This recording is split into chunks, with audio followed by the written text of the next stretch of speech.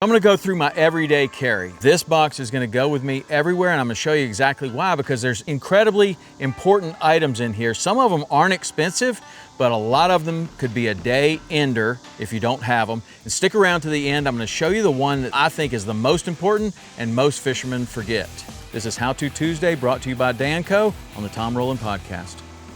As a guide in fresh and saltwater for over 20 years, I put together a kit of things that I've learned that can be total day enders. This little box has a lot of things that are often inexpensive, but can keep us safe and comfortable on the water. I'm gonna go through the whole box. So this whole thing starts with the box. The box needs to be something that is waterproof. Yeti makes a nice little box that you see, it says right here on the box, it's fully submersible. So that means in any rainstorm, whatever, even if it goes in the water, your stuff's gonna be good. And there's some stuff in here that is sensitive to water, so you don't want it to get wet. An extra rod wraps. Might not think that's important at the beginning, but when you're going to take 20 rods back to the truck, if you lose your rod wrap, it's an inconvenience. I always have a packable rain jacket. Packable rain jacket could actually save your life. You definitely need a packable rain jacket.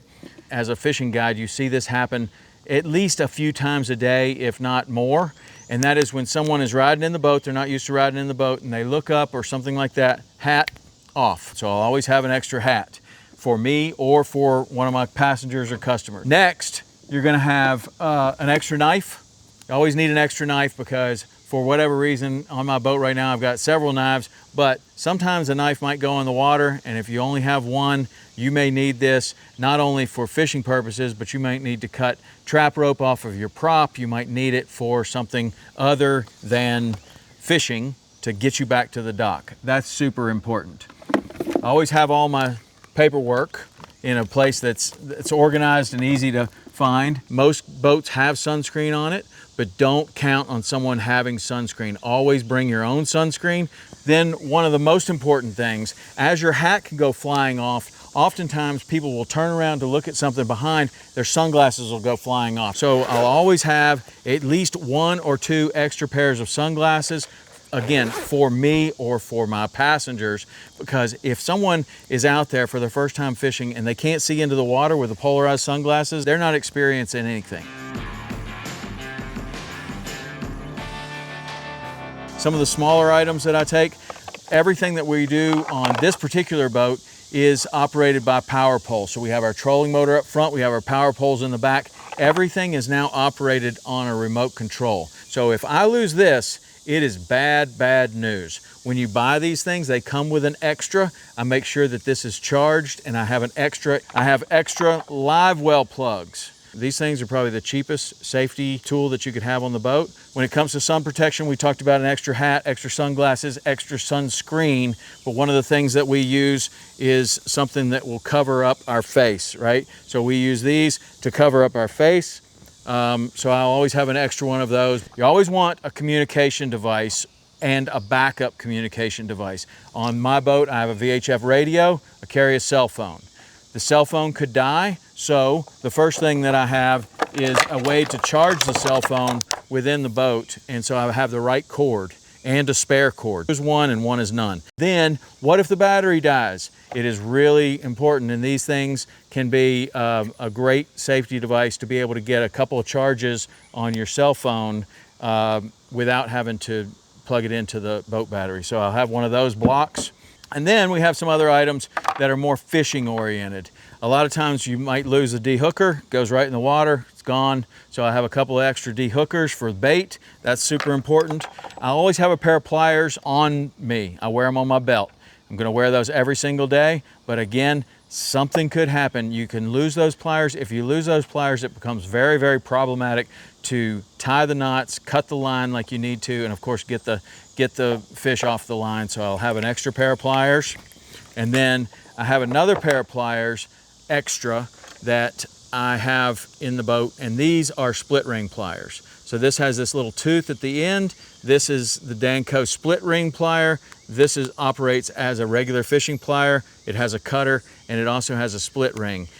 I have extra braid scissors. So So when you're really tying special knots, sometimes you need the braid scissors, and these are really, really sharp. Now the last thing, I told you to stick around till the end, because there are a couple of pieces of safety equipment that a lot of fishermen don't take, and they realize they don't have it at exactly the wrong time. And you can go and see how I realized I didn't have this with this video of me getting this hook all the way through my hand. I got a hook all the way through my thumb. It's not a big deal. A lot of fishermen get hooks in them, but what is a big deal is if you're in a place where you can't get that hook out for some reason, and the day's over. You got to go back to the emergency room where you could have taken care of it on the boat. What I like to have is a heavy-duty pair of cutters that's capable of cutting the hooks that you're fishing with. So if you're just doing a little light panfish fishing, you don't need some heavy-duty ones. But if you're out there offshore fishing, maybe marlin fishing or dolphin fishing or something with really big hooks, you need something that's capable of cutting the hooks that you're going to be fishing with.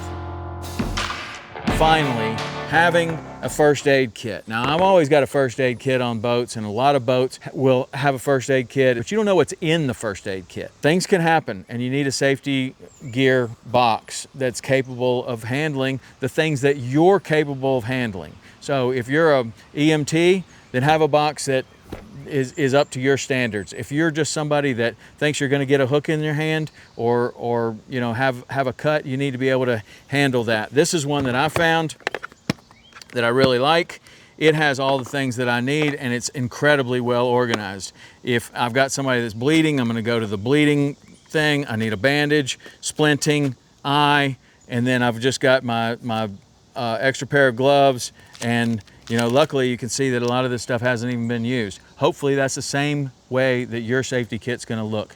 Hopefully it never gets used. But you don't wanna go out there, get a hook in your hand, not be able to cut the hook, and then not be able to take care of the wound that you have. This is my everyday carry.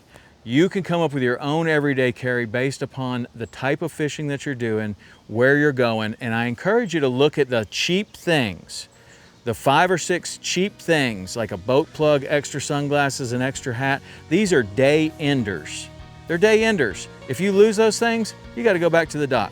It's no big deal to have a little box like this that you carry on any boat, and you can make sure that you're going to be safe and comfortable while you're out there on the water. Good luck.